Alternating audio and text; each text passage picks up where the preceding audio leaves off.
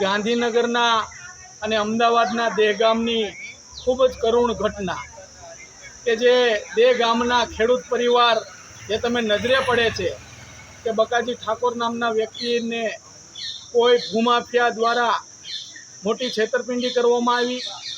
અને એની સાથે 2 વીઘા જમીન વેચવા કાઢી અને આ ભૂમાફિયા દ્વારા 14 વીઘાનો દસ્તાવેજ બળજબરીથી કર્યો। આજ બકાજી ઠાકોરનો પરિવાર ખૂબ તકલીફમાં હોય, રોડ રસ્તા ઉપર હોય અને એના ન્યાય માટેની વાત હોય તો અમે સરકાર સમક્ષ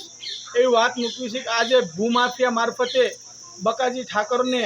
ખોટી રીતે પ્રેશર આપી અને આત્મહત્યા કરાવી, મજબૂર કર્યા। એના ખીચામાંથી સુસાઇડ નોટ નીકળી અને આ ઘટનાની અંદર આ પરિવારના મોભીને જે સુસાઇડ કરવા મજબૂર કર્યો એ તમામ આરોપીઓને કડકમાં કડક સજા થાય,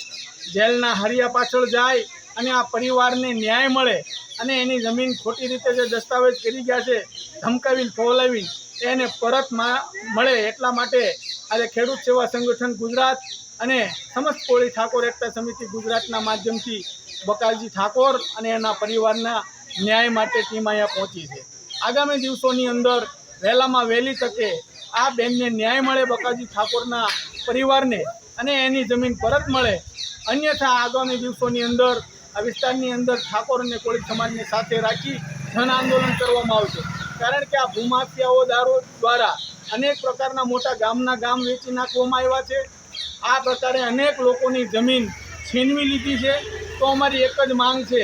કે આ પરિવારને ન્યાય મળે અને બીજા કોઈ પરિવાર સાથે આવી ઘટના ન બને।